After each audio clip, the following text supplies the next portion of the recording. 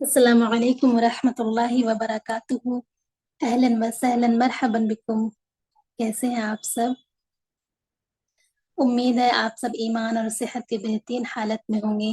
اللہ سبحانہ و تعالیٰ سے دعا ہے کہ اللہ تعالیٰ آپ سب کی طرف ہر طرح کے آنے والے شر کو خیر میں بدل دے اور صحت اور عافیت عطا فرمائے، آمین۔ اللہ سبحانہ و تعالیٰ آپ سب کو دنیا اور آخرت کی بھلائیاں عطا فرمائے اور اس علم کے سفر پر ہم سب کو جاری ساری اسی طرح اپنی منزل تک پہنچا دے، آمین، اللہم آمین۔ ہم اپنی کلاس کا آغاز دعاؤں سے کرتے ہیں۔ نحمده ونصلي على رسول الكريم اما بعد فاعوذ باللہ من الشیطان الرجیم، بسم اللہ الرحمن الرحیم۔ رب اشرح لي صدري ويسر لي امري واحلل عقدة من لساني يفقهوا قولي واجعل لي وزيرا من اهلي ربي زدني علما ربي زدني علما ربي زدني علما اللهم فقنا في الدين اللهم فقنا في القرآن اللهم إنا نسألك علما نافعا ورزقا طيبا وعملا متقبلا اللهم انفعنا بما علمتنا وعلمنا ما ينفعنا وزدنا علما اللهم إني أعوذ بك من علم لا ينفع ومن قلب لا يخشع ومن نفس لا تشبع ومن دعوة لا يستجاب لها رب ارحمهما كما ربياني صغيرا رب ارحمهما كما ربياني صغيرا رب ارحمهما كما ربياني صغيرا ربي إني لما أنزلت إلي من خير فقير اللهم ابسط علينا من بركاتك ورحمتك وفضلك ورزقك اللهم صل وسلم على نبينا محمد صلی اللہ علیہ وسلم، آمین برحمتک یا ارحم الراحمین۔ الحمدللہ ہم تجوید کا کلاس اسٹارٹ کرتے ہیں۔ آپ لوگوں نے انشاءاللہ تعالی چھٹیاں ریویژن کے ساتھ گزاری ہوں گی۔ ہم دوبارہ سے ہم اس کی دہرائی اور مشق کر لیتے ہیں الحمدللہ رب العالمین۔ بسم اللہ الرحمن الرحیم۔ مخارج، ہم مخرج کی تعریف پڑھیں گے۔ حرف کے نکلنے کی جگہ کو مخرج کہتے ہیں۔ حلق زبان، منہ کا خلا، ہونٹ اور خیشوم ناک کا باسا، جن میں سے 17 جگہ ایسی ہیں جہاں سے 29 حروف تہجی ادا ہوتے ہیں۔ امید ہے آپ سبوں کو یاد ہو رہے ہوں گے یہ سب، اور یاد کرنی چاہیے انشاءاللہ تعالی۔ مخرج نمبر 1، منہ کا خالی حصہ، اس سے 3 حروف ادا ہوتے ہیں، الف، واو اور یا۔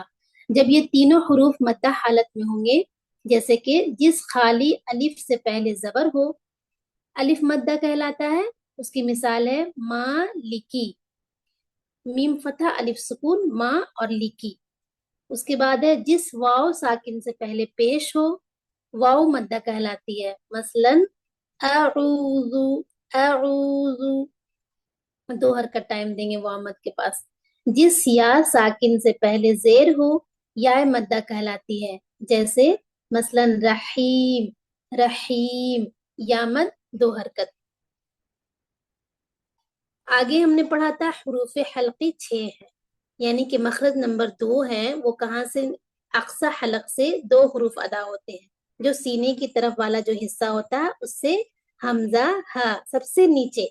اس کے بعد مخرج نمبر 3 تھا ہمارا عین اور ہا، وسط حلق، بیچ والے حلق، مڈل تھروٹ سے جہاں سے حلق ہوتے ہیں، درمیانی حصہ، وہاں سے ہم نے سیکھا تھا عین اور ہا۔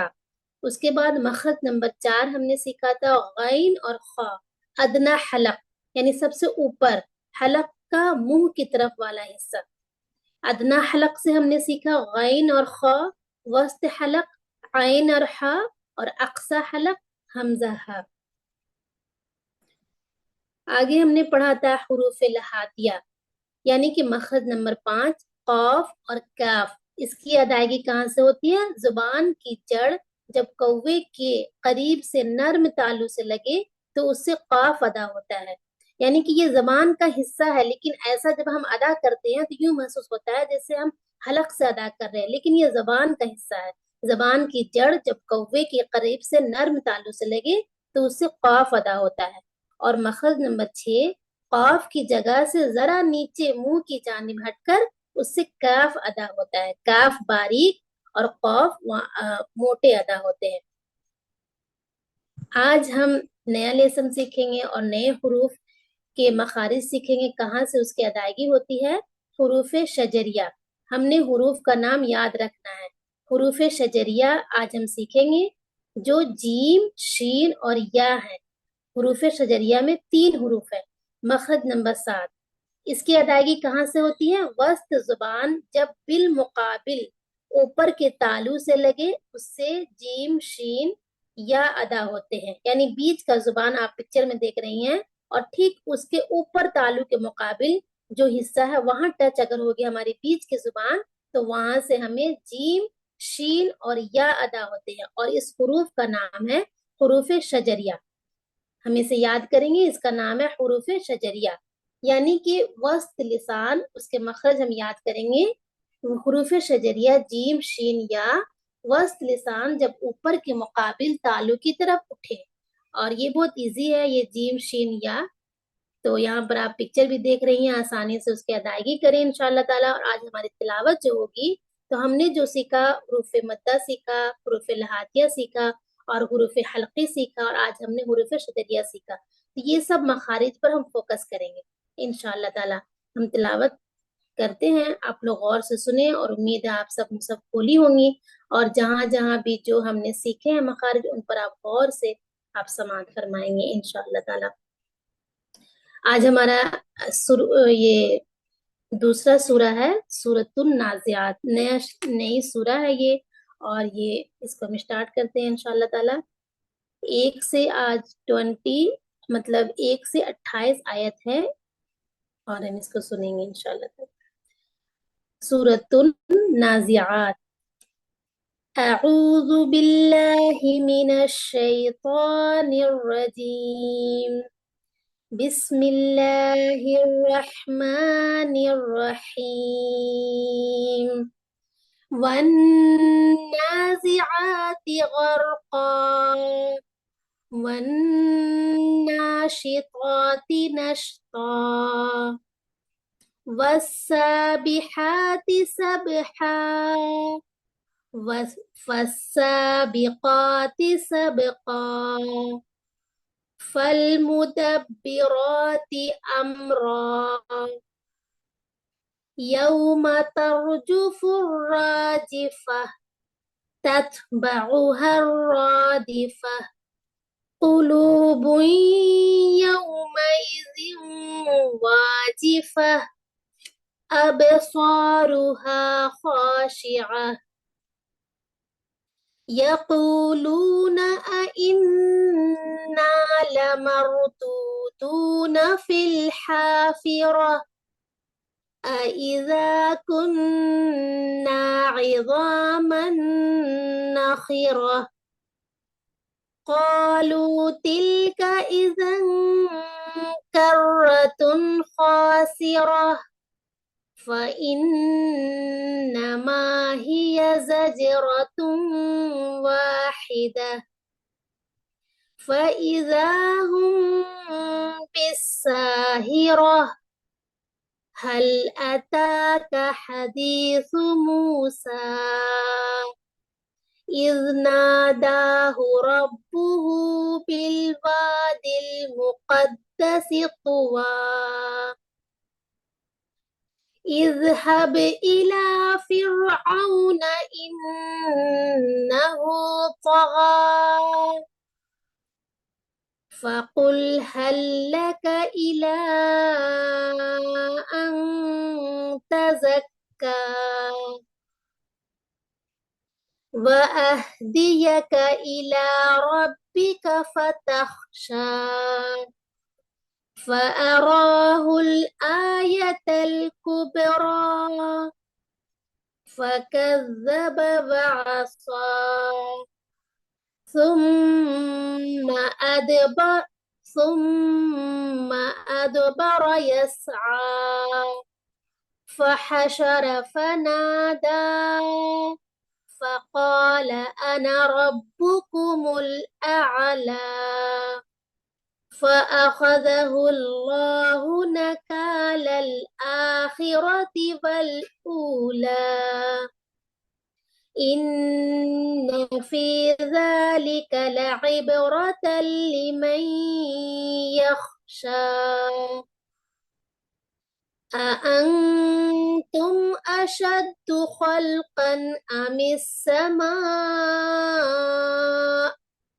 بناها رفع سمكها فسواها. अल्हम्दुलिल्लाह रब्बिल आलमीन। आज हमारी आयत 128 थी। अल्हम्दुलिल्लाह, अल्लाह ताला हम सबको इल्म और अमल में मजीद इजाफा फरमाए, आमीन, और उस पर अमल करने की तौफीक दे। आगे से सिस्टर सबा को मैं दावत दूंगी कि इनकी वर्ड टू वर्ड कराएं और तफसीर कराएं इंशाअल्लाह ताला। जज़ाकुमुल्लाह खैरन कसीरा। अस्सलामु अलैकुम व रहमतुल्लाहि व बरकातहू। अस्सलामु अलैकुम वरहमतुल्लाहि वबरकातुहू। मैं उम्मीद करती हूँ इंशाल्लाह आप सब ईमान और सेहत की बेहतरीन हालतों में होंगे। अच्छा, क्लास से पहले मैं पूछ रही थी कि आप सबका वीक कैसा गुजरा और किस किस ने कुरान खोल के पढ़ा इस सारी छुट्टियों में। तो वन टाइप करें, किस किस ने खोला कुरान। एक्चुअली इस ब्रेक में किस किस ने कुरान के साथ दोस्ती करने की कोशिश की है। अच्छा, माशाल्लाह माशाल्लाह, बहुत सारे लोग हैं। अच्छा, चलें, मुझे तसल्ली हो गई। अल्हम्दुलिल्लाह कसीरा, अल्हम्दुलिल्लाह कसीरा। क्योंकि हम चाहते हैं ना कि हम जन्नत में भी ऐसे ही सब इकट्ठे बैठें और ऐसे ही हम कुरान को एंजॉय करें।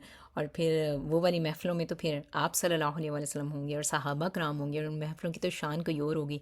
अगर हम चाहते हैं कि हम ऐसे ही जन्नत में भी इंजॉय करें तो यहाँ पर थोड़ी सी मुशक्क़त करनी पड़ेगी और एक दूसरे को रिमाइंडर्स देने पड़ेंगे, राइट। चलिए मैं दुआ के साथ स्टार्ट करती हूँ। नहमदुहु व नुसल्ली अला रसूलिहिल करीम, अम्मा बाद, फ़अऊज़ु बिल्लाहि मिनश शैतानिर रजीम, बिस्मिल्लाहिर रहमानिर रहीम। रब्बि इश्रह ली सदरी व यस्सिर ली अमरी वहलुल उक़दतम मिन लिसानी यफ़क़हू क़ौली, रब्बी ज़िदनी इल्मा, रब्बी ज़िदनी इल्मा, रब्बी ज़िदनी इल्मा। अच्छा, तस्बीहा रियाज़ कह रही हैं कि उनकी आज पहली क्लास है। चले हम आपको आपकी इस पहली क्लास में आपको वेलकम कहते हैं। सूरह नाज़ियात हम आज स्टार्ट करेंगे।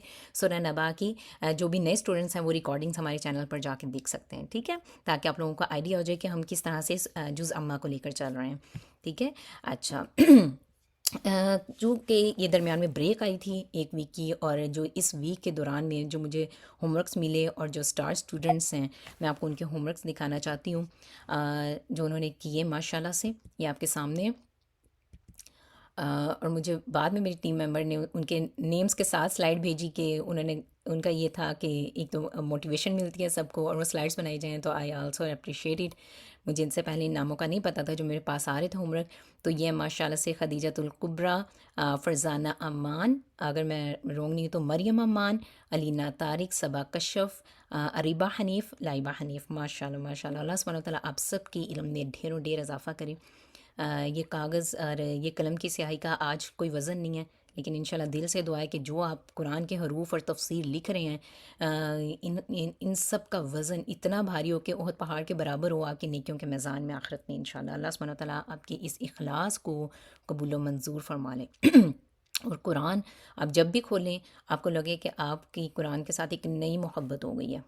हमारी कुरान के साथ मोहब्बतें ऐसी नई नई रहें, तरोताज़ा रहें, राइट, कभी भी ये पुरानी ना होने पाएँ। आमीन अल्लाहुम्मा आमीन। चलिए आज वक्त का ज़िया किए बगैर हम जो है ना वो स्टार्ट करते हैं। आपको पता है जब आप ये होमवर्क कर रहे होते हैं तो आपके घर में कोई भी छोटे बच्चे हैं, अगर आपके छोटे बहन भाई हैं या आप माएँ हैं और आपके छोटे बच्चे हैं और वो सब ये देख रहे हैं आपको, तो आपको पता है कि आप उनके लिए एक बेहतरीन सदका जारिया बन रहे हैं। हो सकता है कि वो आपके पास खेल रहे हों या और वो कुछ भी नहीं कर रहे, आपके काम में इंटरेस्ट नहीं ले रहे वक्ती तौर पर, लेकिन आपको पता है कि बच्चे हर चीज़ सीख रहे होते हैं। हमें लग रहा होता है कि शायद वो उनको पता नहीं चल रहा। अक्सर माएँ पढ़ रही होती हैं, अब जैसे मैं हूँ, मेरे बच्चे बहुत छोटे हैं, पास आके कभी शोर करते हैं या उनको नहीं कभी समझ आती। मेरी छोटी बेटी को लाइक वो कभी आके कोई चीज़ मांग लेगी, मामा लाइक आई वांट मिल्क और आई वांट कैंडी और वट एवर शी वांट्स। तो कभी उनका नहीं पता चलता कि मामा इतनी बिजी हैं। वो हमें शायद लग रहा होता है कि इनको नहीं पता चल रहा, लेकिन वो अपनी एक धुन में आ जाते हैं और इस तरह से बात करते हैं, लेकिन उनको सारी समझ होती है कि उनकी मदर्स या उनकी बड़ी बहनें या उनकी कज़न्स, अगर आप जॉइंट फैमिली सिस्टम में, तो वो क्या कर रही हैं। एक दफ़ा आप सल्लल्लाहु अलैहि वसल्लम एक रोज़ एक कब्र पे खड़े हुए थे, तो आपके अतराफ़ में बहुत सारे लोग थे और आप सल्लल्लाहु अलैहि वसल्लम खड़े खड़े ऐसे सर हिलाने लगे कि जैसे किसी से मुखातिब हो रहे होते हैं। तो फिर आप सल्लल्लाहु अलैहि वसल्लम रोने लगे। हज़रत उमर रज़ी अल्लाह अन्हु वहीं पर मौजूद थे, तो उन्होंने कहा कि या रसूलल्लाह सल्लल्लाहु अलैहि वसल्लम आप क्यों रो रहे हैं। آپ صلی اللہ علیہ وسلم نے فرمایا کہ یہ قبر حضرت آمنہ بنت وہب کی تھی، ان کی والدہ کی تھی، رائٹ.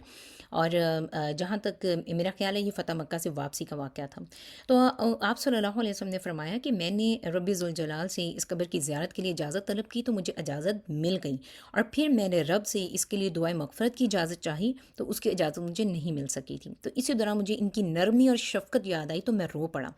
تو بچے اپنے تصور سے زیادہ ذہین ہوتے ہیں، ان کی یادداشت ہمارے تصور سے بھی بیونڈ ہوتی ہے. اب اگر ہم آپ صلی اللہ علیہ وسلم کو دیکھتے ہیں تو انہوں نے اپنی والدہ کے ساتھ محض زندگی کے 7 سال گزارے تھے، رائٹ. اور اس میں سے بھی پہلے جو 2 ڈھائی سال تھے انہوں نے دائی حلیمہ کے ساتھ گزارے تھے، بنو سعد میں گزارے تھے، جب وہ رضاعت کے لیے گئے تھے، دودھ ان کو جب پلایا گیا تھا. تو اس کے باوجود جب آپ صلی اللہ علیہ وسلم کو 60 سال کی عمر میں بھی والدہ کی شفقت اور محبت کا وہ سارا کردار ان کے سامنے آ گیا جب ان کی آنکھوں میں آنسو آئے تھے.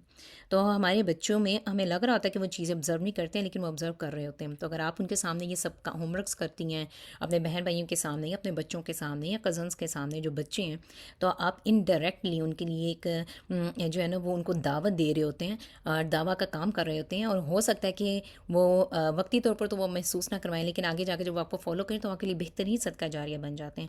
اسی وجہ سے کہا گیا کہ جب آخرت میں بہت ساری نیکیاں ایسی ہوں گی جب انسان کے سامنے لائی جائیں گی تو اسے پتہ ہی نہیں ہوگا کہ یہ نیکیاں اس نے کی ہیں. تو اس کو پوچھنے پر بتایا جائے گا کہ یہ فلاں وقت پہ تم نے یہ کام کیا تھا جو تمہارے لیے بہترین صدقہ جاریہ بن گیا تھا.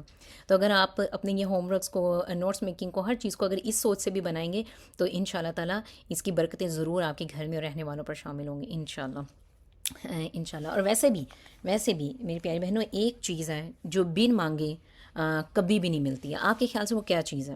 ہم دیکھتے ہیں کہ زندگی میں ہمیں بہت ساری چیزیں ایسی مل جاتی ہیں کہ کبھی کبھار تو ہم یہ بھی کہتے ہیں کہ یا اللہ میں نے تو کبھی اتنا مانگا ہی نہیں تھا، مجھے اتنا زیادہ تو نے عطا کر دیا، رائٹ. لیکن واحد ایک ہدایت ایسی چیز ہے جس کے لیے آپ کے اندر تڑپ اور طلب کا ہونا بہت زیادہ ضروری ہے. سورہ بقرہ کے شروع میں اللہ سبحانہ وتعالیٰ نے یہی فرمایا نا کہ یہ کتاب ایسی ہے جس میں کسی طرح کا کوئی شک نہیں، لا ریب فیہ، اس میں کوئی شک نہیں ہے. اور یہ ہدایت ہے ان لوگوں کے لیے جو ڈرتے ہیں اور اس کا حکم مانتے ہیں، یعنی کہ جیسا اللہ نے کہا ویسا کرتے ہیں، غیب پر ایمان لاتے ہیں، نماز قائم کرتے ہیں، اپنے رزق میں سے خرچ کرتے ہیں اور آخرت پر یقین رکھتے ہیں. ایسے لوگ متقی ہیں. تو جو سب یہ کام کرتے ہیں قرآن ان کے لیے ہدایت ہے. لیکن اب چونکہ ہم سب مل کر قرآن سیکھ رہے ہیں اور سکھا رہے ہیں، قرآن کو پڑھ رہے ہیں، لیکن اگر قرآن پڑھنے کے باوجود بھی دل نہیں بدلتے تو یہ بہت بڑا جو نا وہ الارمنگ سچویشن ہے، ایک ریڈ لائٹ ہے ہم سب کے لیے. تو پھر ہم نے رو رو کے اللہ سے ہدایت مانگنی ہے، رائٹ. پھر دیکھنا ہے کہ ہم کہاں پر غلطی کر رہے ہیں اور غلطی پر ہیں ہم، کہ ہمارے دل کیوں نہیں ہدایت کی طرف جا پا رہے ہیں. لیکن اگر ہماری طلب سچی ہوتی ہے، ہماری تڑپ سچی ہوتی ہے قرآن کے لیے، تو پھر انشاءاللہ ہدایت ضرور ملتی ہے.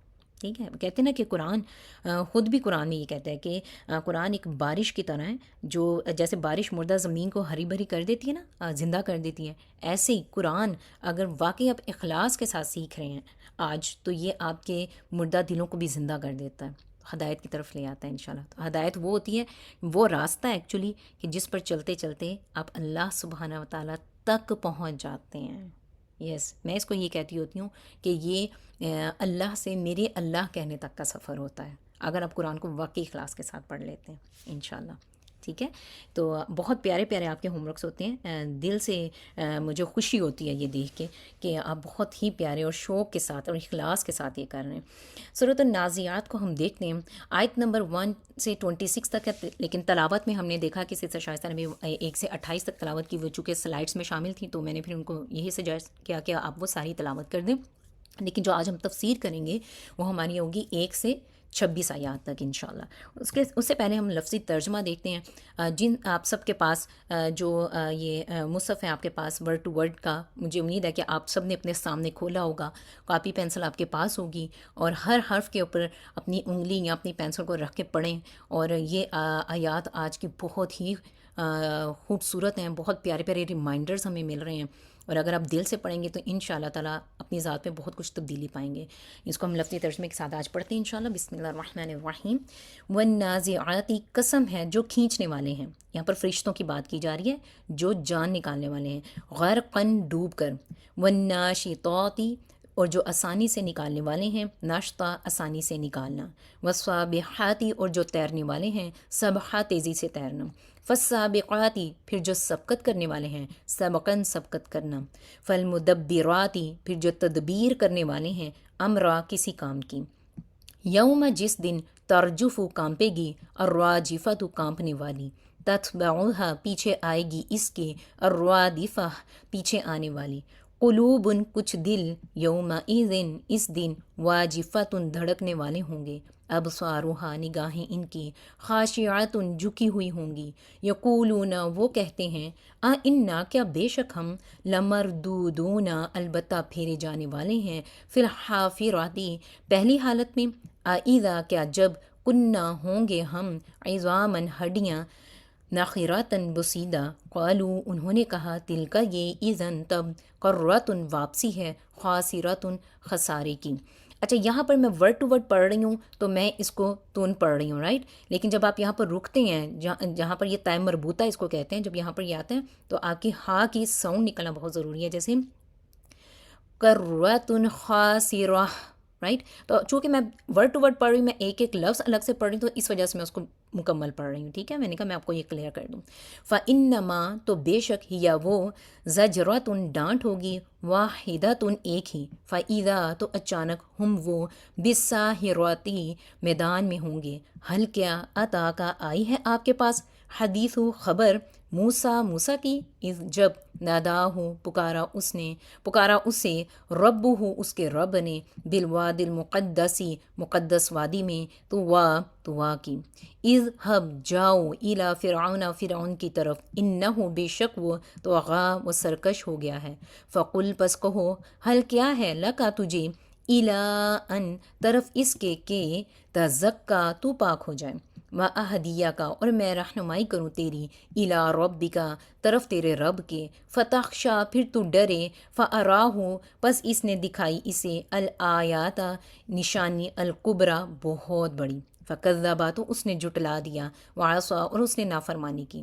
ثُمَّ پھر أَدْبَرَ وہ پلٹا، يَسْعَىٰ کوشش کرتے ہوئے، فَحَشَرَ پھر اس نے اکٹھا کیا، فَنَادَىٰ پھر اس نے پکارا، فقالا پھر اس نے کہا، انا میں، ربکم رب ہوں تمہارا، الاعلیٰ سب سے بلند، فاخذہ تو پکڑ لیا اسے یا اسے، اللہ نے، نکالا عذاب نے، الآخرتی آخرت، والاولی اور دنیا کی، ان بے شک فی ذالک اس میں، لعبرۃ البتہ عبرت ہے، لمن اس کے لیے جو، یخشا ڈرتا ہو۔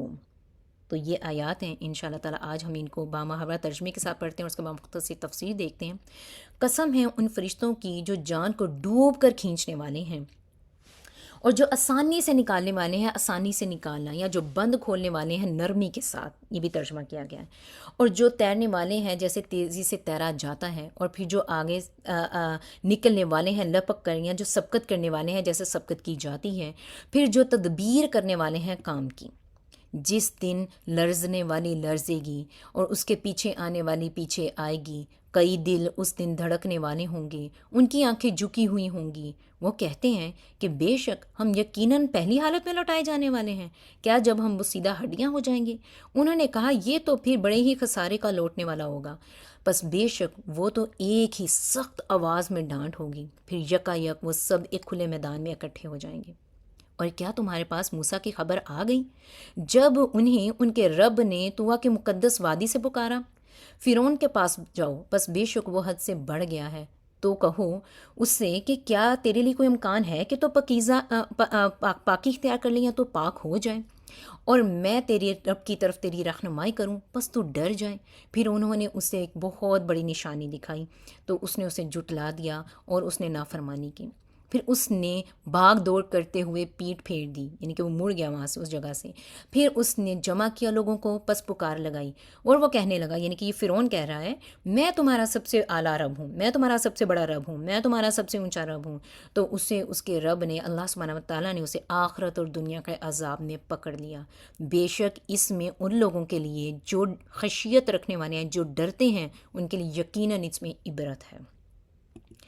اچھا، مختصر تفسیر سے پہلے اگر ہم آیات کا انالیسس کریں تو آپ کے لیے صورت کو سمجھنا آسان ہو جائے گا کہ اس صورت میں 1 سے 5 آیات میں موت کا منظر آ رہا ہے ہمارے سامنے، اور 6 سے 14 آیات میں قیامت کا منظر آ رہا ہے، اور چونکہ آج ہم نے 26 آیات تک کرنی ہے تو 15 سے 26 آیات میں پھر آگے حضرت موسیٰ علیہ السلام کا اور فرعون کا جو واقعہ ہمارے سامنے آتا ہے وہ ہے۔ اس کے بعد نیکسٹ لیکچر میں جب ہم پڑھیں گے 27 سے 33 تک اللہ سبحانہ تعالیٰ کی عظیم قدرتیں ہیں، اور 34 سے 40 تک احوال قیامت، یعنی کہ قیامت میں جو بھی احوال ہیں وہ ہونے والے ہیں وہ ہمارے سامنے آئیں گے انشاءاللہ۔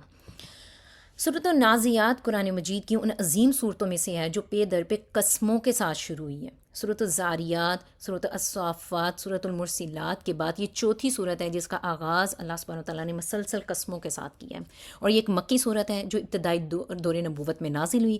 اکثر مفسرین کے مطابق سورۃ النبا جو ہم پہلے پڑھ چکے ہیں، نبا اس کے فوراً بعد یہ نازل ہوئی ہے، اور مصحف میں بھی ہم دیکھتے ہیں یہ اس کے بعد آتی ہے ترتیب کے لحاظ سے بھی۔ اس صورت کے ابتدائی حصے میں اللہ سبحانہ تعالیٰ نے متعدد قسمیں کھائی ہیں، اور تفسیر ابن کثیر اور مختلف سے جو تفاسیر ہیں ان میں ہم مفسرین کی رائے بھی یہی دیکھتے ہیں کہ ان قسموں سے مراد اللہ سبحانہ تعالیٰ کے وہ فرشتے ہیں جو اس کے حکم کے ساتھ مختلف ذمہ داریاں ادا کر رہی ہیں۔ اچھا، ہم دیکھتے ہیں کہ قرآن میں اللہ سبحانہ تعالیٰ قسم کیوں کھا رہا ہے۔ سورۃ النازعات کے آغاز میں اللہ سبحانہ تعالیٰ نے فرشتوں کی قسم کھائی ہے، اور یہاں پر مراد جیسے میں نے بھی بتایا کہ وہ فرشتے ہیں جو انسان کی جان نکالتے ہیں تاکہ انسان کی توجہ حاصل کی جائے، اور جو ایک بہت بڑی حقیقت اس کے سامنے بیان کی جا رہی ہے اس پر اس کا تدبر دلایا جائے۔ قرآن میں قسم کھانے کی چند اہم وجوہات ہیں جن کو جاننا بہت ضروری ہے، وہ یہی کہ ایک تو اہمیت کو ظاہر کرنے کے لیے، اور ایک بڑا اسٹرانگلی اس حقیقت کو ایمفسائز کرنے کے لیے کہ یہ بات ہو کے رہے گی، اس میں کسی بھی طرح کا کوئی شک اور شبہ نہیں ہے، رائٹ۔ اللہ کی عظیم نشانیوں پر غور اور تدبر دلانے کے لیے، اور یہ بتانے کے لیے کہ جس چیز کی قسم کھائی جا رہی ہے وہ اللہ کی قدرت کی ایک بہت بڑی نشانی ہے، ٹھیک ہے۔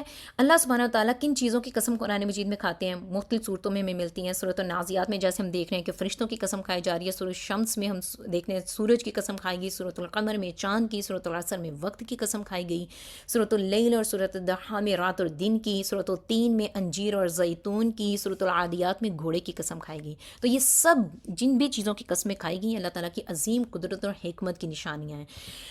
ہم دیکھتے ہیں کہ مثال کے طور پر اگر میں آپ سے یہ کہوں کہ مجھے آپ کوئی میرا بہت ہی قریبی ہے، اور میں اسے کہتی ہوں کہ میں نے تم سے ایک بات کرنی ہے، لیکن اگر میں اسی بات کا آغاز ایسے کروں کہ خدا کی قسم میں نے تم سے ایک بات کرنی تھی، تو فوراً وہ الرٹ ہو جائے گا کہ صبا نے تو یہ بات کی جو سٹارٹ ہی لیا ہے وہ خدا کی قسم سے لیا، تو اس کا مطلب ہے یہ بات سچی ہے، اور اللہ کی قسم جھوٹی نہیں ہو سکتی۔ ہاں، جو قسم کھا رہا ہے اس کے دل میں کیا ہم جھانک کے نہیں دیکھ سکتے، لیکن چونکہ اللہ کی قسم ہے تو ہم اس پہ یقین کر لیتے ہیں، چونکہ اللہ کی قسم جھوٹی نہیں ہوتی، تو یہ جو بھی بات کرنے والی ہے بندی میرے ساتھ، تو یہ واقعی کوئی مجھے اس پہ ایکٹیو ہو کے سننا ہے، رائٹ۔ تو یہ اس صورت کا آغاز بھی ایسی قسم کے ساتھ ہوا، تو اس کا مطلب یہ ہے کہ اب آپ نے اس کی تفسیر کو جمائیاں لیتے ہوئے یا اپنی جگہ پر جہاں بیٹھے ہوئے انگڑائیاں لیتے ہوئے یا اس طرح سے اتنا لیزی ہو کے نہیں، اٹینٹیو ہو کے سننا ہے، ٹھیک ہے۔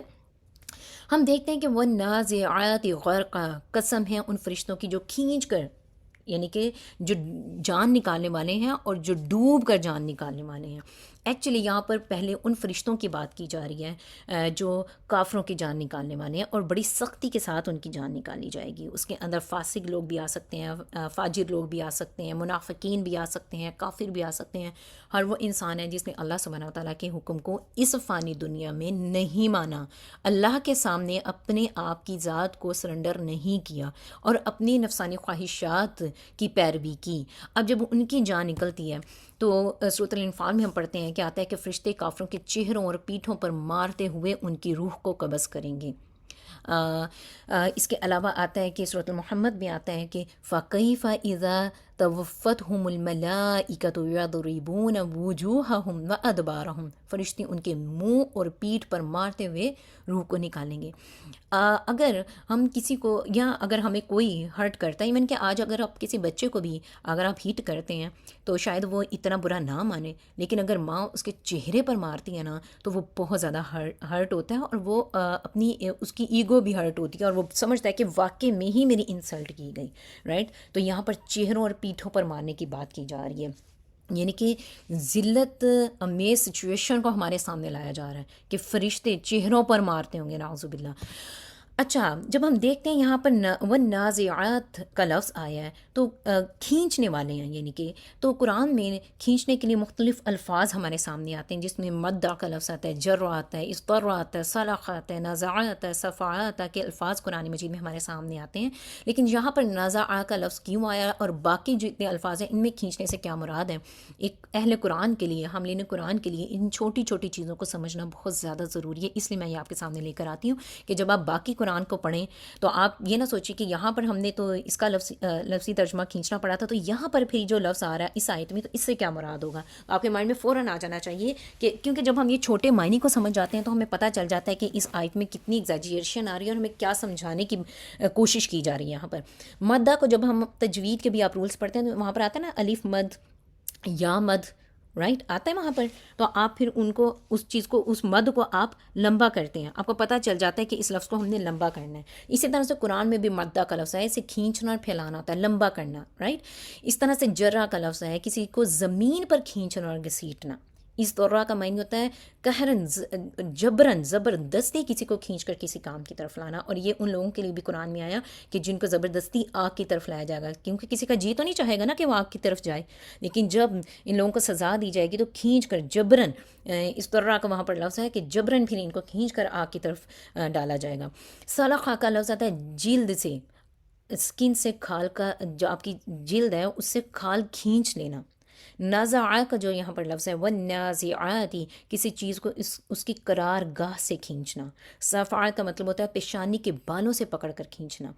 تو اب جب یہ بات آ رہی ہے کہ نزع کسی چیز کو اس کی قرار گاہ سے کھینچنا، تو اب آپ اس آیت کو بڑے اچھے طریقے سے سمجھ سکیں گے کہ اللہ سبحانہ وتعالیٰ یہاں پر کہہ رہے ہیں کہ والنازعات غرقا، قسم ہے ان فرشتوں کو جو کھینچنے والے ہیں ڈوب کر، یعنی کہ کسی چیز کو اس کی قرار گاہ سے کھینچنا. یعنی کہ اگر گھر میں آپ کی ایک پرسنل اسپیس ہے، آپ کا ایک کمرہ ہے، رائٹ، اور کوئی دوسرا بندہ آ گیا ہے اور وہ آپ کو آپ کے کمرے سے ہٹانا چاہ رہا ہے، نکلو اب یہاں سے، آپ کھینچ کر واپس اپنے چیئر یا ٹیبل یا اپنے بیڈ کو پکڑتے ہیں، نہیں مجھے یہیں پر بیٹھنا ہے. اب آپ کو وہ زور زور سے کھینچ رہا ہے کہ نہیں نکلو یہاں سے، تو اپنی قرار گاہ سے اگر آپ کو کوئی کھینچ کے باہر نکالتا ہے تو وہ کتنی تکلیف دہ بات ہوتی ہے نا. ہم اچھا، اس ٹائم ڈیفینیٹلی کہ آپ لوگ بول نہیں سکتے ہیں، آپ لوگ اپنے آپ کو انمیوٹ نہیں کر سکتے ہیں، لیکن مجھے نظر آنا چاہیے کہ آپ لوگ اپنے ٹائپ کر رہے ہیں تاکہ مجھے پتہ چلے کہ آپ لوگ کلاس میں پریزنٹ ہیں. ٹھیک ہے، تو جب بھی کوئی بات کریں، اپنی کوئی چیز اس میں ضائع کریں تو آپ اس میں ٹائپ کریں ساتھ ساتھ، تاکہ مجھے پتہ چلے کہ آپ لوگ کلاس میں جاگ رہے ہیں، کوئی سو نہیں رہا. ٹھیک ہے. تو نزع کا مطلب ہے کہ اپنی قرار گاہ سے کسی کو کھینچنا، تو یہ ایک بڑی تکلیف دہ بات ہے. ٹھیک ہے. اب یہ ان لوگوں کے بارے میں ہو رہی ہے جنہوں نے آخرت کی تیاری نہیں کی ہوئی، جنہوں نے اس چیز کے لیے جو ریڈی نہیں ہے کہ ان کا اللہ کے سامنے بھی سامنا ہوگا، تو وہ اللہ کے سامنے بھی جواب دیں گے، تو وہ اپنے سوالات کے جواب کیسے دیں گے. ٹھیک ہے. اب یہ ان لوگوں کے لیے ہے جنہوں نے اپنے امتحان کی تیاری نہیں کی ہوئی. اب وہ کہیں گے، روح آگے آگے بھاگے گی اور وہ فرشتے پھر ڈوب کر کھینچ لیں گے اس کے اندر سے، یعنی کہ روح ان سے بچ کے کہیں نہیں جا سکے گی. اتنی تکلیف کے ساتھ اس کو تکلیف دیتے ہوئے اس کی روح کو کھینچ لیا جائے گا. آگے ہم دیکھتے ہیں کہ ون ناشطات نشطا، یعنی کہ جو آسانی سے نکالنے والے ہیں، جیسے آسانی سے نکالنا. اور کئی لوگ ایسے ہوں گے جیسے ہم مثال کے طور پر اردو میں کہتے ہیں نا کہ اس نے تو مجھے کسی معاملے سے ایسے نکال دیا جیسے ایک کیا کہتے ہیں کہ ملائی سے بال کو نکال دینا یا دودھ سے بال کو نکال دینا، یعنی کہ اتنی نرمی سے مجھے تو اس نے اپنی باتوں سے، اپنے معاملہ سے ایسے نکال دیا. رائٹ، ہم کسی سے جب گلا شکوا کریں گے اس دودھ سے مکھی کو، اچھا میرے خیال سے دودھ سے مکھی نکالتے بھی شاید تھوڑی مشقت کرنی پڑتی، لیکن اگر کوئی بال ہو سامنے تو آرام سے نکال لیتے ہیں. چلیں خیر وٹ ایور جو بھی. تو یہاں پر ان لوگوں کی بات ہو رہی ہے کہ کچھ لوگ ایسے ہوں گے کہ کسی کے جان کو اتنی آسانی سے، نرمی سے نکال دیا جائے گا. سبحان اللہ. تو اللہ سبحانہ وتعالیٰ ہمیں ان لوگوں میں شامل کرے جن کی جان ایسے آرام سے نکال دی جائے گی. سورۃ الفجر میں بھی آتا ہے نا، یا ایتھا النفس المطمئنہ، یہ پھر یہ والے جو نفس ہوں گے نا وہ بڑے مطمئن ہوں گے. یہ جو ان کے رب کی طرف سے، رب کی طرف ان کو لٹایا جائے گا نا، ان کی جانیں جن کی بڑی نرمی سے نکالی جائیں گی، ان سے کہا جائے گا ارجعی الی ربک راضیۃ مرضیہ فادخلی فی عبادی وادخلی جنتی. رائٹ. تو مسند احمد اور سنن ابی داؤد میں ایک بڑی لمبی ایک حدیث ہے جس کے میں مختلف کچھ حصے آپ کے سامنے لے کر آئی ہوں. حضرت برا بن عازب رضی اللہ عنہ سے مروی ہے کہ آپ صلی اللہ علیہ وآلہ وسلم نے فرمایا کہ جب مومن دنیا سے رخصت ہونے لگتا ہے نا، تو رحمت کے فرشتے آسمان سے سفید چہروں کے ساتھ نازل ہوتے ہیں.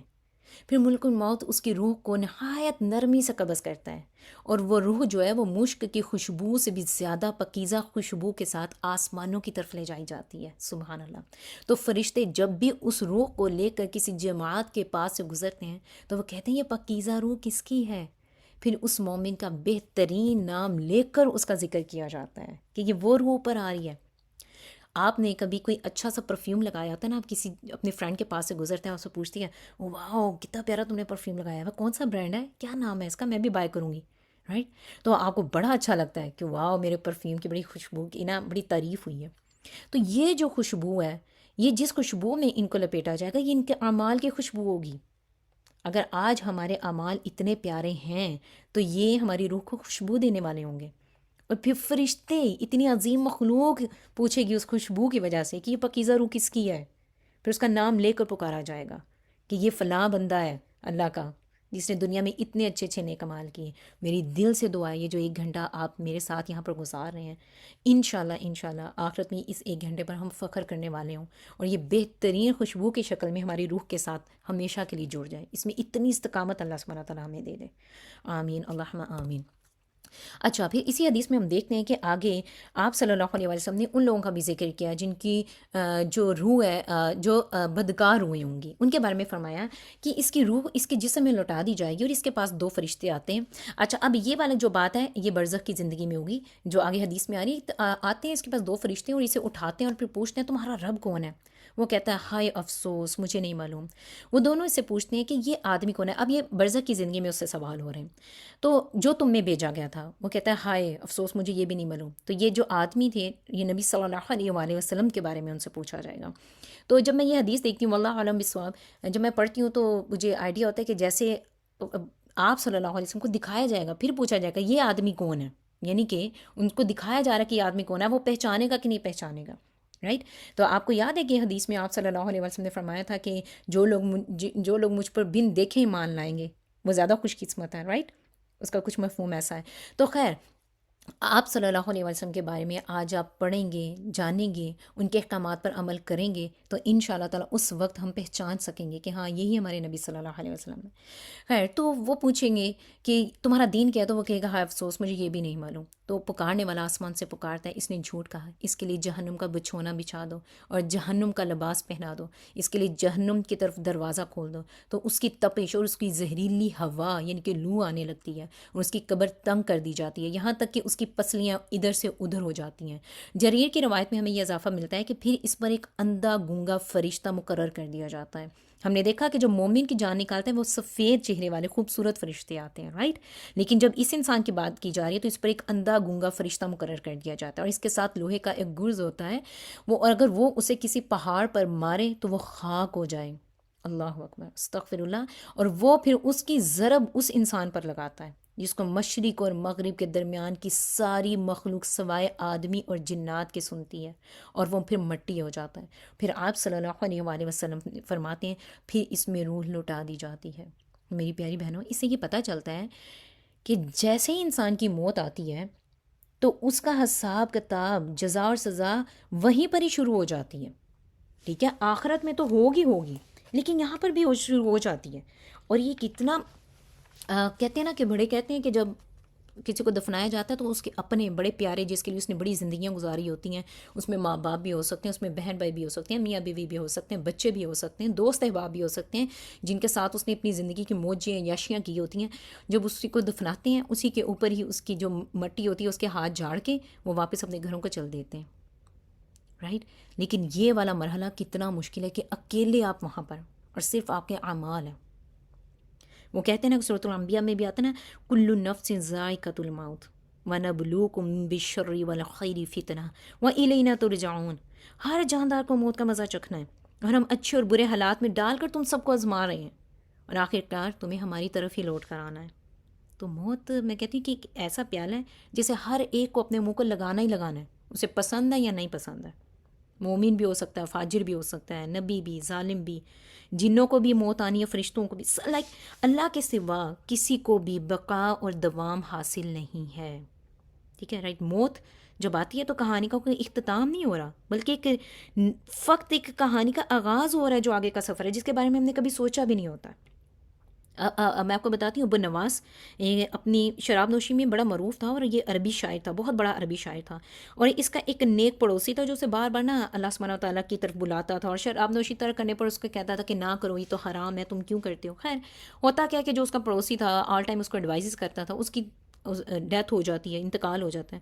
تو ابو نواس جو تھا وہ اس کے جنازے کے ساتھ ساتھ گھر سے نکلا اور قبر پر پہنچا. تو بھلا اس نے کیا کہا تھا؟ ایک بڑی مشہور یہ کہاوت ہے عربیوں کی، اسٹوری ہے جس کے بارے میں یہ بتاتے ہیں اکثر. اس نے کہا تمہاری زندگی بھر کی نصیحت کے مقابلے میں آج تمہاری نصیحت زیادہ مؤثر و کارآمد ہوئی. یعنی کہ وہ باتیں جو تم مجھے ہر روز نصیحت کیا کرتے تھے نا، ان باتوں میں وہ اثر نہیں تھا جو اثر تم کو قبر میں لیٹا دیکھ کر محسوس کر رہا ہوں. رائٹ. تو چیزیں ایسی ہیں کہ موت کا ریمائنڈر بہت زیادہ ضروری ہے. ہم اکثر کہتے ہیں کہ کیا ہے ابھی تو موج مستی میں جی رہے ہیں، تم کیا ہر وقت موت کی باتیں کرتے رہتے ہو. تو ہم تو ایک بہت بڑی حقیقت تو بھلائے بیٹھے ہیں. اللہ سبحانہ تعالیٰ جو اتنی تاکید کر رہے ہیں ہمارے سامنے کہ قسم ہے ان فرشتوں کی جو ڈوب کر کھینچنے والے ہیں اور پھر نرمی سے جو جان نکالنے والے ہیں. پھر آگے آ رہا ہے وہ سابحات سبحا، جو تیرنے والے ہیں جیسے تیزی سے تیرا جاتا ہے، اور جو سبقت لے جانے والے ہیں جیسے سبقت کی جاتی ہے، اور پھر جو تدبیر کرنے والے ہیں کام کی. اس سے مراد یہ ہے کہ جو پھر تیرنے والے ہیں تیزی سے تیرنا، یعنی کہ جب اللہ کا حکم آتا ہے نا تو وہ اڑتے ہوئے، جیسے اگر کوئی ہمیں پسندیدہ بندہ ہمیں بلاتا ہے یا کوئی ایسا کام جو ہمارا فیوریٹ ہوتا ہے، ہم اسے کرنا چاہتے ہیں نا، ہم کہتے ہیں میں نے اڑ کے کر لیا، میں اڑ کے وہاں پہنچ گئی. رائٹ. یہ ہم کہاوتاً بات کہتے ہیں، لیکن یہ فرشتوں کی سچ میں خصوصیات بیان کی جا رہی ہیں. وہ تیزی سے اڑتے ہوئے تیزی سے یہ کام کرتے ہیں. اور اگر موت نکالنے جان نکالنے کا یہاں پر ذکر کیا جا رہا ہے تو وہ جان بھی ایسے ہی تیزی سے نکال لیتے ہیں. ان کے کسی بھی کام میں کوئی رکاوٹ نہیں ہے. اگر کوئی اپنے بستر پر لیٹا ہوا ہے تو اس کے در و دیوار وہاں فرشتوں کی وہاں تک پہنچنے میں کوئی رکاوٹ نہیں بنے گی. اگر کوئی جہاز میں اڑ رہا ہے تو فرشتوں کے لیے اگر کسی کے وہاں پر انہوں نے جان نکالنی تو وہ جہاز ان کے لیے رکاوٹ نہیں بنے گا. اگر کوئی سمندر میں ڈوب گیا اور اپنے آپ کو بچا رہا ہے لیکن اب اس نے وہاں پر مر جانا ہے تو سمندر کی گہرائی فرشتوں کے لیے کوئی رکاوٹ نہیں بنے گی وہاں تک پہنچنے میں. پھر وہ سبقت لے جاتے ہیں. اللہ کا جب حکم آتا ہے تو وہ سبقت لے جاتے ہیں، اس میں سبقت کرنے کی کوشش کرتے ہیں کہ سب سے پہلے وہ یہ کام کر لیں، اور پھر جو حکم انہیں دیا جاتا ہے اس کام کی ویسے ہی تدبیر کرتے ہیں. ٹھیک ہے. سورۃ الانبیاء میں آتے ہیں کہ آسمان اور زمین میں جو کچھ بھی ہے سب اسی کا ہی ہے، سب اللہ کا ہے، اور جو فرشتے اس کے پاس ہیں وہ اس کی عبادت سے نہ تو تکبر کرتے ہیں اور نہ تھکتے ہیں. لا يستكبرون عن عبادته ولا يستحسرون يسبحون الليل والنهار لا يفترون. وہ رات دن تسبیح کرتے رہتے ہیں، اس میں ذرا بھی سستی نہیں دکھاتے. اسی طرح سے فرشتوں کی اطاعت، کامل اطاعت کے بارے میں فرمایا گیا سورۃ تحریم میں کہ لا يعصون الله ما امرهم ويفعلون ما يؤمرون. وہ اللہ کے حکم کی نافرمانی نہیں کرتے، جو حکم انہیں دیا جاتا ہے وہ اسی پر عمل کرتے ہیں. وَمَا نَتَنَزَّلُ إِلَّا بِأَمْرِ رَبِّكَ. اور ہم فرشتے، یعنی کہ فرشتے یہ کہہ رہے ہیں کہ ہم تمہارے رب کے حکم کے بغیر نازل نہیں ہوا کرتے. تو یہ جو اتنی لمبی تمہید اللہ سبحانہ تعالیٰ یہ 5 آیات میں ہمارے سامنے باندھی جا رہی ہے، اور اتنی تاکید کی جا رہی ہے، اور اتنی ایگزیجریشن اس کے اندر آ رہی ہے، یہ کیوں آ رہی ہے؟ یہ کیوں قسم کھا کے یہ بتایا جا رہا ہے؟ یہ ہمیں اسٹرونگلی ریمائنڈر دیا جا رہا ہے کہ یاد رکھو یہ تمہارے ساتھ معاملہ ہوگا، موت آنی ہے. اب یہ تمہاری چوائس ہے، تمہارے اعمال پہ ڈیپینڈ کرتا ہے کہ اب تمہارے پاس کون سے فرشتے آئیں گے. تمہارے پاس اب جو ڈوب کر تکلیف دے کر جو جان کھینچنے والے فرشتے ہیں وہ آئیں گے، جو نرمی سے جان نکالنے والے ہیں وہ فرشتے آئیں گے. فرشتوں نے تو یہ سارے کام کرنے ہیں اللہ کے حکم سے، اس میں کوئی کمی بیشی نہیں ہونے والی. اب یہ تم پر ہے کہ تم اپنے مال کن کے اکارڈنگ بناتے ہو. رائٹ. تو یہ اتنی تمہید 5 آیات میں اس لیے بیان کی گئی ہے. اس کے علاوہ سورہ حامیم سجدہ میں بھی آتا ہے کہ جن لوگوں نے کہا ہوگا نا، مومنین کے بارے میں آتا ہے کہ ہمارا پروردگار اللہ ہے، اور پھر اس پر ڈٹ گئے، ثم استقاموا، پھر اس پر قائم ہو گئے، ڈٹے رہے، تو ان کے پاس فرشتے آتے ہیں کہ تم کچھ، وہ پھر اس کو کہتے ہیں، فرشتے ان کو کہتے ہیں کہ اللہ تخافوا ولا تحزنوا، کہ وہ نہ تو تم پر کوئی اندیشہ ہے نہ ہی تم غم کرو. وَأَبْشِرُوا بِالْجَنَّةِ الَّتِي كُنْتُمْ تُوعَدُونَ، اور جنت کی بشارت سن لو جس کا تم وعدہ کیے گئے تھے. سبحان اللہ. یعنی کہ کتنی پیاری پیاری بشارتیں ان کو دی جاتی ہیں اس ٹائم پر. اس لیے تو ان کی جان نرمی سے نکلتی ہے کیونکہ ان کا بہترین مقام ان کو دکھا دیا جاتا ہے. تو وہ پھر خوشی خوشی اللہ کے ساتھ ملنے کے لیے تیار ہو جاتے ہیں. وہ خوش ہوتے ہیں کہ واہ سبحان اللہ، آج میرے اللہ سے ملاقات ہونے والی ہے. تو وہ کہتے ہیں فرشتے پھر ان کو یہ بھی خوشخبری دیتے ہیں، کتنی خوبصورت آیت ہے، I love it، کہ نحن اولیاؤکم فی الحیات الدنیا و فی الآخرہ. کہ ہم تو تمہارے دوست ہیں دنیا کی زندگی میں بھی اور اب آخرت میں بھی رہیں گے، آخرت تک تمہارے رفیق رہیں گے۔ وَلَكُمْ فِيهَا مَا تَشْتَهِي أَنفُسُكُمْ، اور تمہارے لیے اس میں سب کچھ ہے جس کا تمہارا جی چاہتا ہے، اور اس میں وہ سب کچھ ہے جو تم مانگو گے۔ سبحان اللہ۔ پھر آتا ہے کہ کہہ دیجئے تمہیں موت کا فرشتہ فوت کرے گا جو تم پر مقرر کیا گیا ہے، پھر تم سب اپنے پروردگار کی طرف لوٹائے جاؤ گے۔ میں صرف آیات کا ترجمہ پڑھ رہی ہوں تاکہ ٹائم کی کمی کی وجہ سے۔ سورۃ الانعام میں آتا ہے کہ آپ اس وقت دیکھیں گے کہ جب یہ ظالم لوگ موت کی سختیوں میں ہوں گے اور فرشتے اپنے ہاتھ بڑھا رہے ہوں گے، یعنی کہ ہاں اپنی جانیں نکال لو، آج تم کو ذلت کی سزا دی جائے گی، یعنی کہ روح آگے آگے بھاگ رہی ہوگی، وہ بھاگنے کے لیے تیار نہیں ہوگی، فرشتے اپنے ہاتھ بڑھا کر ان کی جان کو نکال لیں گے۔ پھر آتا ہے سورۃ الانفال میں کہ کاش کہ تو دیکھتا جب فرشتے کافروں کی روح قبض کرتے ہیں، کاش کہ تم دیکھتے جب فرشتے کافروں کی روح قبض کرتے ہیں، ان کے منہ پر اور ان کے سروں پر، ان کی پیٹھوں پر مارتے ہیں، ادباروں میں ان کی پیٹھوں پر مارتے ہیں، اور کہتے ہیں کہ آج تم جلنے کا عذاب چکھو، وذوقوا عذاب الحریق، آج تم جلنے کا عذاب چکھو۔ سرینوں کہتے ہیں پیٹھوں کو۔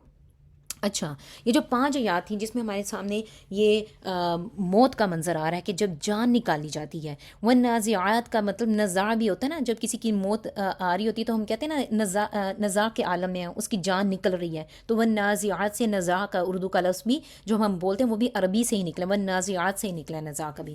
آگے ہم دیکھتے ہیں کہ 6 سے 14 تک جو آیات ہمارے سامنے آئی ہیں وہ ہے قیامت کے منظر کو بیان کر رہی ہیں، ٹھیک ہے۔ اس میں ہم آتا ہے کہ جس دن لرزے گی لرزنے والی اور پیچھے آئے گی اس کے پیچھے آنے والی۔ اس میں الراجفہ سے مراد ہے نفخہ اول، پہلی دفعہ جو سور پھونکا جائے گا، اور رادفہ سے مراد ہے جو دوسری دفعہ سور پھونکا جائے گا، نفخہ ثانیہ کہتے ہیں، رائٹ۔ اس کو ہم دیکھتے ہیں، یہ سارا جو منظر ہمارے سامنے آ رہا ہے، اور اس کو میں پہلے بامحاورہ ترجمہ پڑھ چکی ہوں آپ کے سامنے، کہ اس کو ایک بڑے ہی ہولناک انداز میں مزید سورۃ الحج کی ابتدائی آیات میں بھی اللہ سبحانہ تعالیٰ نے ہمارے سامنے بیان کیا کہ یا ایھا الناس اتقوا ربکم، اے لوگوں ڈرو اپنے رب سے، انا زلزلۃ الساعۃ شیء عظیم، کہ بے شک زلزلہ قیامت کا ایک بہت ہی بڑی چیز ہے، بے شک زلزلہ قیامت کا ایک بہت بڑی چیز ہے۔ ابھی پچھلے دنوں مختلف جگہوں پر زلزلہ آیا جس میں چائنا بھی شامل تھا، اور ساؤتھ امریکہ کے بھی کچھ حصے شامل، ان میں آپ لوگوں نے نیوز میں دیکھا ہوگا کہ کیسے کتنے ہزاروں لوگ کیسے مر گئے۔ یہ صرف ایک ہلکا سا زلزلہ تھا جو اس دنیا میں جو کچھ منٹس یا کچھ سیکنڈز کے لیے ہوتا ہے، رائٹ۔ لیکن یہاں پر بتایا جا رہا ہے جو قیامت کا زلزلہ ہے وہ ایک بہت بڑی چیز ہے۔ اچھا، یہ ہمیں پتہ چل رہا ہے کہ یہ سب کچھ ہوگا نا، تو اب ہم نے دیکھنا ہے کہ اس کی ہم تیاری کیسے کرتے ہیں۔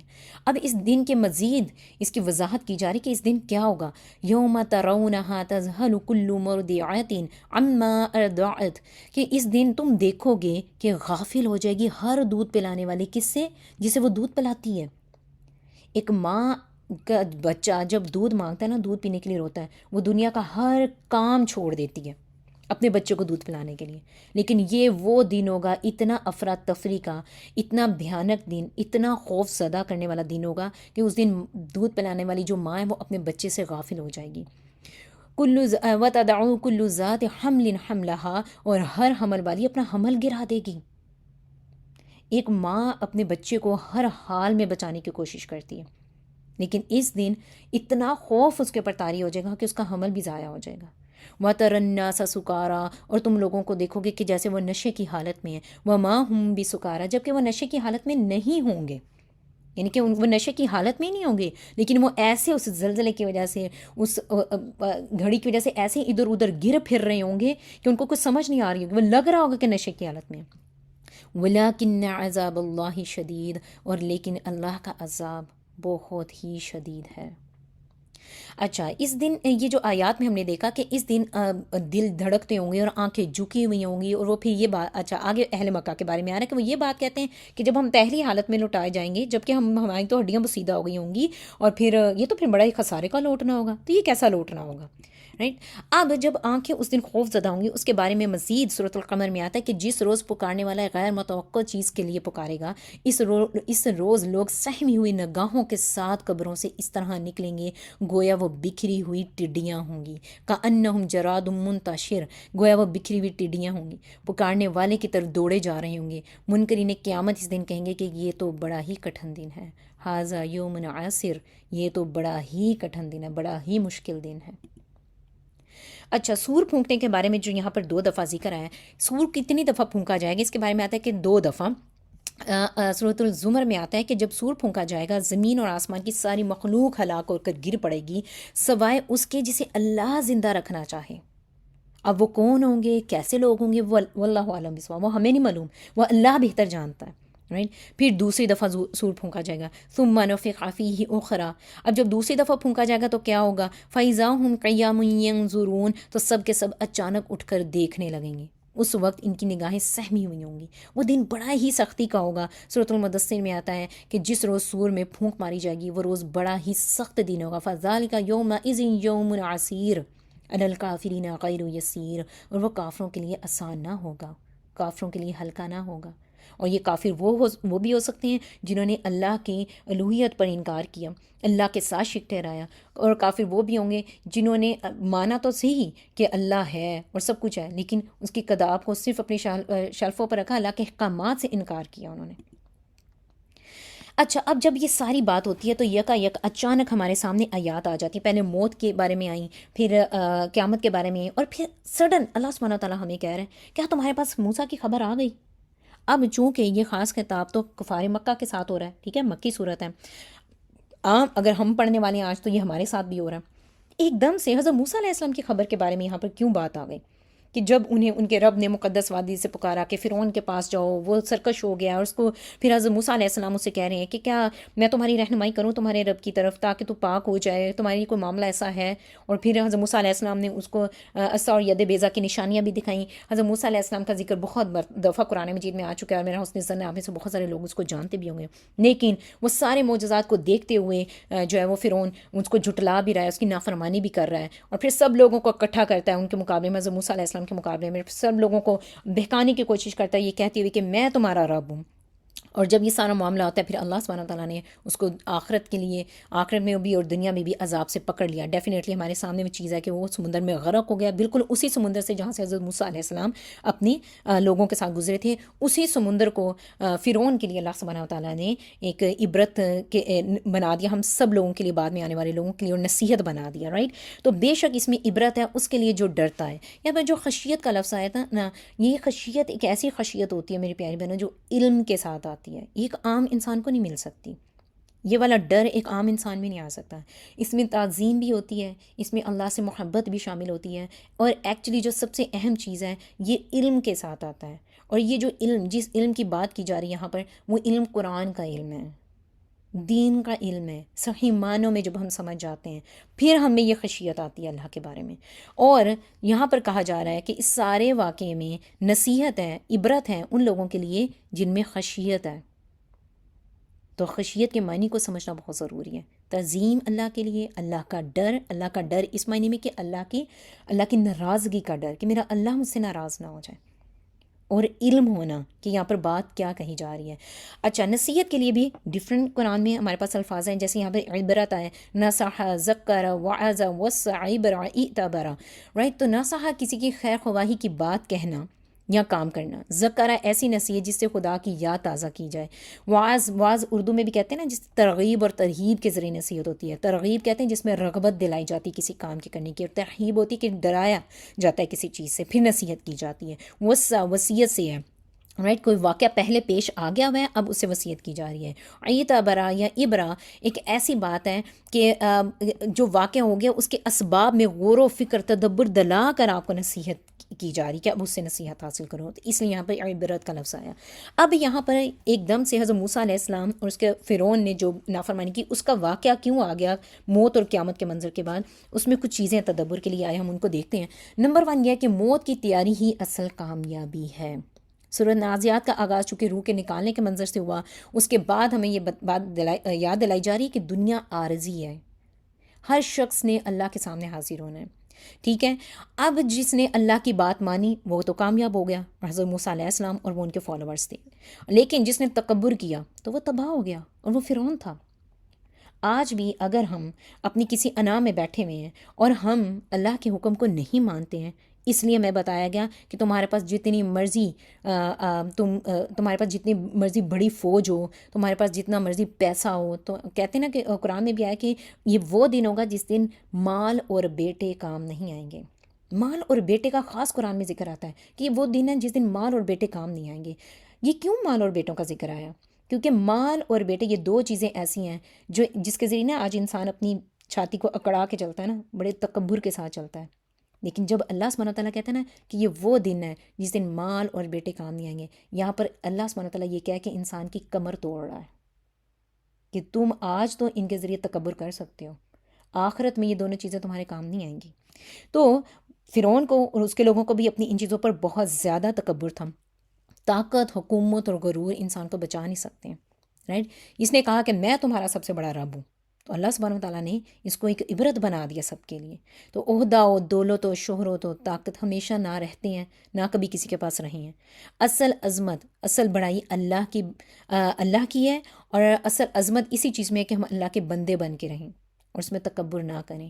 خالق اور مخلوق میں فرق ہے بہت بڑا، جس کو قرآن نے کہا کہ یہ ایک خالق ہے نا، اس نے مکھی بنائی ہے، اور اگر مکھی اپنے منہ میں کچھ لے کر اڑ جائے نا تو یہ مخلوق اس کو بھی نہیں پکڑ سکتی، اتنی کمزور ہے یہ مخلوق، ہم لوگ اتنے کمزور ہیں۔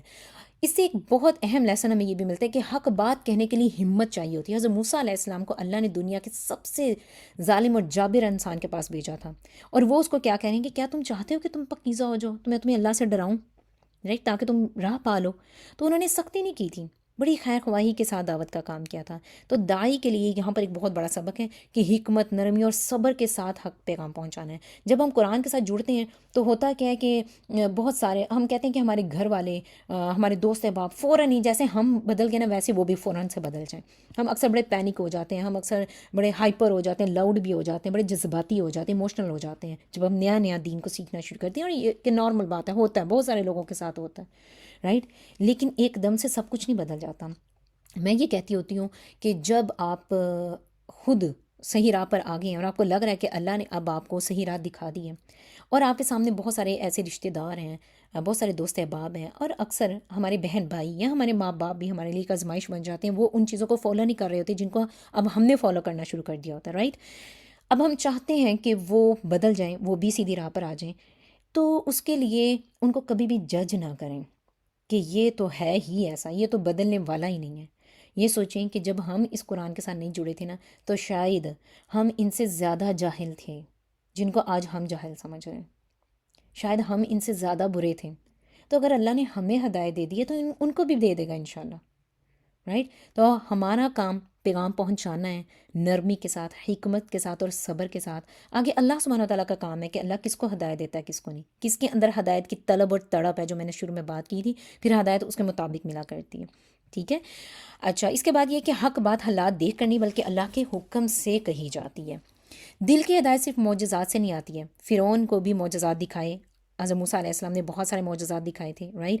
لیکن ہدایت صرف دلیل دیکھنے سے نہیں بلکہ عاجزی اور سچائی قبول کرنے سے ملتی ہے، ٹھیک ہے؟ اور کفار مکہ کی جب ہم یہاں پر بات کر رہے ہیں تو اتنا بڑا معجزہ قرآن ان کے سامنے آ گیا تھا، رائٹ؟ جو ایک امی نبی کے ذریعے ان تک پہنچایا جا رہا ہے، یہ بذات خود قرآن ایک بہت بڑا معجزہ تھا، رائٹ؟ تو کیا ابو جہل اور یہ لوگ ایمان نہیں لائے؟ سامنے پھرا کرتے تھے نا، ابو لہب وغیرہ کے سامنے قرآن نازل ہو رہا ہے، آپ صلی اللہ علیہ وسلم دعوت دے رہے ہیں، لیکن یہ لوگ ایمان نہیں لائے ہیں۔ تو معجزات دیکھ کر ہدایت نہیں ملا کرتی ہے بلکہ دلوں میں عاجزی اور سچائی کو قبول کرنے کی طاقت ہونی چاہیے۔ اچھا، یہاں پر دو لفظ آئے تھے کہ اس نے پھر جھٹلایا اور پھر اس نے نافرمانی کی۔ اچھا، جب ہم یہ بات دیکھتے ہیں کہ اس نے جھٹلایا اور اس نے نافرمانی کی، تو جھٹلانا بھی آیت نمبر 21 میں فَكَذَّبَ وَعَصَىٰ، تو اس نے جھٹلایا اور اس نے نافرمانی کی۔ تو جھٹلانا بھی نافرمانی ہوتا ہے، نافرمانی بھی نافرمانی ہوتا ہے، لیکن اس سے یہ معلوم ہوتا ہے کہ کذّبہ دل اور زبان سے حق کا انکار کیا جاتا ہے، جبکہ عصیت معصیت جو ہوتی ہے وہ عمل اور رویے میں اللہ کے حکم کے خلاف ورزی ہوتی ہے۔ تو دونوں جب اکٹھے ایک ہی جملے میں آ جاتے ہیں جیسے یہاں پر آئے ہیں، تو مفہوم کو مزید موقد کیا جاتا ہے، موقد کیا، اس کا مراد یہ کہ مزید اس کو اسٹرانگلی ایمفسائز کیا جا رہا ہے کہ اس شخص نے نہ صرف حق کو ماننے سے انکار کیا بلکہ عملی طور پر بھی اللہ کے حکم کی نافرمانی کی تھی اس نے۔ اللہ کی پکڑ اچانک آ جاتی ہے۔ فرعون کے پاس بہت بڑا لشکر تھا، رائٹ؟ اس نے لوگوں کو گمراہ کرنے کی کوشش کی، اور جو اس کے ساتھ تھے وہ اس سمندر سے گزر رہے تھے، لیکن جتنے بڑے مرضی لشکر ہو جائیں، آپ کو اللہ کے عذاب سے، اللہ کی پکڑ سے نہیں بچا سکتے، ٹھیک ہے؟ اور کبھی کبھار اللہ سبحانہ تعالیٰ ہمیں مہلت بھی دیتا ہے۔ تو ہمیں لگ رہا تھا کہ ہم تو اللہ کے بڑے اچھے ہیں، اللہ نے ہمیں دنیا کی ساری نعمتیں دی ہوئی ہیں، اس کے پاس لشکر تھا، طاقت تھی، میرے پاس میرا گھر ہے، میری گاڑی ہے، جاب ہے، تو اللہ تو مجھ سے بڑا راضی ہے۔ ہو سکتا ہے اللہ نے آپ کو مہلت دی ہو، تو اللہ تعالیٰ کی طرف سے ملی ہوئی مہلت کو کبھی بھی کمزوری نہ سمجھیں۔ گناہ پر مسلسل ڈٹے رہنا تباہی کی علامت ہوتا ہے۔ تو ہمارے پاس ابھی بھی وقت ہے، اللہ نے ہمیں بہت پیاری پیاری نعمتوں سے نوازا ہے دنیا کی، اور ان نعمتوں کو ہم نے نعمتیں ہی رہنے دینا، آزمائش نہیں بنانا۔ یہ نعمتیں تب تک رہیں گی جب ہم ان کو استعمال کرتے ہوئے اللہ کے ساتھ اپنے رشتے کو مضبوطی سے پکڑے رکھیں، اللہ کی رسی کو مضبوطی سے پکڑے رکھیں۔ لیکن یہ نعمتیں آزمائش بن جاتی ہیں جب ہم اللہ سے دور ہو جاتے ہیں۔ اللہ سبحانہ و تعالیٰ ہم سب کا حامی ناصر ہو، اور ان ساری باتوں پر عمل کرنے والا ہمیں بنا دے۔ بہت پیاری آیات تھیں۔ میرا حسن ظن ہے کہ آج کے کلاس کے بعد سونے سے پہلے یا کسی بھی نماز میں، فجر کے بعد یا کبھی بھی، آپ کو اسکول بچوں کو بھی نہیں بھیجنا، صبح لنچ بھی نہیں بنانا، تو کچھ بھی ایسا اسٹریس نہیں ہے آپ لوگوں کے اوپر۔ آپ اچھے طریقے سے نماز کے بعد ان کی تلاوت کر سکتے ہیں، ان کو ریوائز کر سکتے ہیں، اور مزید ان پر تدبر کیجیے گا، اور مزید ان سے خود بھی کچھ سیکھنے کی کوشش کریں۔ خود آپ کو کوئی نئی چیز آپ نے تدبر کیا اور آپ کو اس میں سے ملی، ضرور شیئر کیجیے گا۔ لائبہ کے ساتھ شیئر کریں، خدیجہ کے ساتھ شیئر کریں، وہ ضرور میرے ساتھ شیئر کریں گے انشاءاللہ۔ اللہ سبحانہ تعالیٰ آپ سب کا حامیہ ناصر ہو۔ میں اجازت چاہتی ہوں، اس کے بعد سسٹر شازیہ سے کہتی ہوں کہ وہ آئیں اور آپ کا ریویو کروائیں۔ سبحانک اللہم و بحمدک، اشہد ان لا الہ الا انت، استغفرک و اتوب الیک۔ جزاکم اللہ خیرا کثیرا۔ السلام علیکم ورحمۃ اللہ وبرکاتہ۔ جی سسٹر شازیہ۔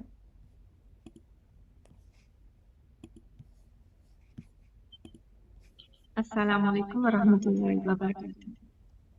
تو اس ٹائم سورہ نازیات کے آغاز میں کتنی اوصاف رکھنے والے فرشتوں کی قسمیں کھائی گئی ہیں؟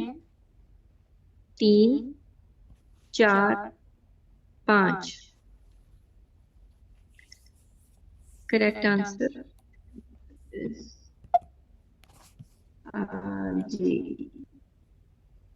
جی کریکٹ۔ مختلف جی 5 صفات بیان کی گئی ہیں۔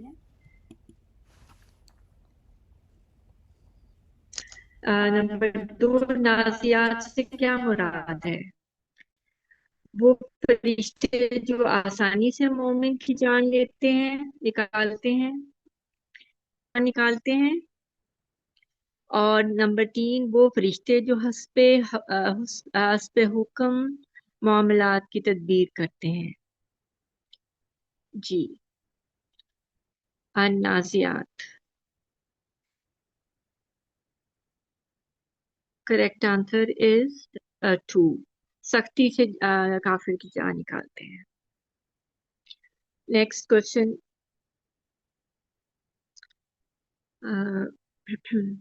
آیت نمبر 7 میں الرادفہ سے کس واقعے کی طرف اشارہ ہے؟ نفخہ اول سے، جس سے زمین اور اس کی ہر چیز تباہ ہو جائے گی۔ نمبر 2، نفخہ ثانیہ، جس سے تمام مردے زندہ ہو کر زمین سے نکل آئیں گے۔ اور نمبر 3، میزان عدل قائم ہوگا۔ الرادفہ، جی آنسر نمبر 2 رائٹ۔ نفخہ ثانیہ یعنی دوبارہ جب مردے زندہ زمین سے نکالے جائیں گے۔ اگلا سوال، جی 5 صفات رکھنے والے فرشتوں کی قسم کس بات پہ کھائی گئی ہے؟ نمبر 1، وہ بات سورہ میں محذوف ہے، یعنی کہ واضح نہیں ہے۔ اور نمبر 2، بات کا مضمون بتاتا ہے کہ قیامت کے یقینی واقع ہونے پر قسم کھائی گئی ہے۔ اور نمبر 3، تمام مرے ہوئے انسان از سر نو ضرور زندہ کر کے اٹھائے جائیں گے۔ اور 4th آپشن از تمام جواب درست ہے۔ جی کس چیز پہ قسم کھائی گئی ہے؟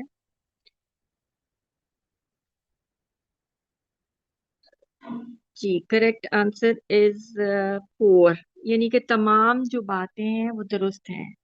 ایک تو محذوف ہے، اور بات کے مضمون میں قیامت کی نشانیاں بیان کی گئی ہیں، اور یہ کہ تمام مردے जो हैं वो असर नौ जिंदा होंगे। जी अगला सवाल।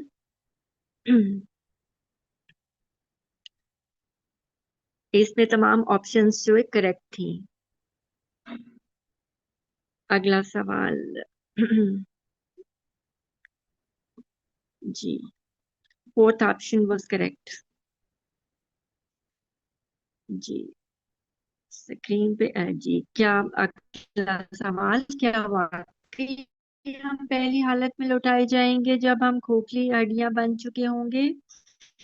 ये वापसी तो बड़े घाटे की बात है। ये कौन कहते थे? नंबर एक कुफार मज़ाक, नंबर तीन तमाम अहले मक्का। जी जी ऑप्शन ऑप्शन वन टू और थ्री।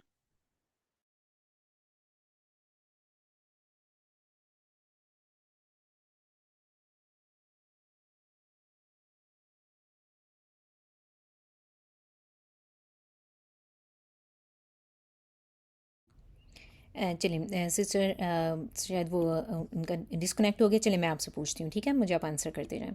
क़यामत के रोज़ किन के दिल खौफ से कांप रहे होंगे और निगाहें सहमी होंगी? नंबर वन तमाम इंसानों के, नंबर टू मोमिन और सादिकीन के, नंबर थ्री कुफ़ार और मुनाफिकीन के। किन के दिल खौफ से कांप रहे होंगे? Yes, good job. कुफ़ार और मुनाफिकीन के। मोमिन और सादिकीन तो बड़े ही मुतमईन होंगे, नफ्स मुतमईना होगा उनके पास, राइट।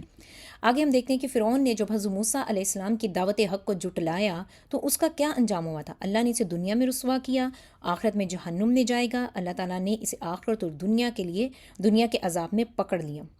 यस, तकब्बुर की वजह से आखिरत और दुनिया दोनों के अजाब में पकड़ा था। माशाल्लाह, अल्लाह मुबारक फ़ीक। आप लोगों ने बहुत अच्छे नोट्स बनाए हैं भाई। अच्छा, जो आप लोगों के आंसर से अंदाज़ा हो रहा है माशाल्लाह। आगे देखते हैं कि फ़इन्नमा हिय ज़जरतुन वाहिदा, ये तो बस एक गर्जदार आवाज़ होगी। इसके बाद क्या होगा? तमाम ज़मीन कांपने लगेगी, ज़लज़ले की मज़ीद झटके पड़ने लगेंगे, तमाम इंसान दोबारा ज़िंदा होकर यकदम एक मैदान हशर में जमा हो जाएंगे। इसके बाद क्या होगा? यस माशाल्लाह, सिदरा ने, नूर ने, साइमा, अमारा, फरीदा, अच्छा माशाल्लाह, नाज, बहुत सारे नाम, सबा का बहुत प्यारे। इसका मतलब आप लोग अच्छे से सुनते हैं माशाल्लाह, वेरी गुड। सबके आंसर बिल्कुल ठीक है। हज़रत मूसा अलैहिस्सलाम को किस मुकाम पर अल्लाह ताला से हम कलामी का शर्फ हासिल हुआ था? जबल नूर पर, मुक़द्दस वादी तूवा पर या मदियन में? यस, मुक़द्दस वादी तूवा पर। Yes yes yes. आप में से कभी कोई गया उधर? चलें, मेरी दिल से दुआ है कि आप सब भी जाएं। हज़रत मूसा अलैहिस्सलाम और फ़िरौन के किस्से में किसके लिए सामान्य इबरत है? हर शख्स के लिए, उस शख्स के लिए जो अल्लाह की गिरफ्त से डरता हो, या कफ़ार मक्का के लिए सिर्फ बात हो रही थी? चूँकि ये मक्की सूरत है तो मेरे ख्याल से तो कफ़ार मक्का के लिए है बस ये बात। अच्छा, ये भाई कन्फ्यूजन क्यों हो गई है? उम्मत में इख्तलाफ क्यों हो गया? इस सवाल पे उम्मत में इख्तलाफ क्यों हो गया भाई? कोई एक कह रहा है, कोई दो कह रहा है, कोई तीन कह रहा है। अच्छा मेरी प्यारी बहनों, इबरत सिर्फ वही हासिल करते हैं जिनमें खशियत होती है। हर एक के लिए नहीं है इबरत। मैंने अभी यही कहा था ना कि इबरत हर एक के लिए नहीं है। जो जिसे इल्म होगा, जिसके दिल में अल्लाह की ताज़ीम होगी और जिसके दिल में अल्लाह का डर होगा, नाराज़गी का, उससे होगी इबरत हासिल, राइट। तो कोई बात नहीं, अल्लाह हंस रही है, कोई बात नहीं, इख्तलाफ भी कभी कभी हो ही जाता है, हम इंसान है ना। चलें, अल्लाह सुब्हानहू व तआला आप सबका हामी नासिर हो। सुब्हानकल्लाहुम्मा व बिहम्दिका अशहदु अल्ला इलाहा इल्ला अंता अस्तगफिरुका व अतूबु इलैक। जज़ाकुमुल्लाहु खैरन कसीरा। अस्सलामु अलैकुम व रहमतुल्लाहि व बरकातुहू।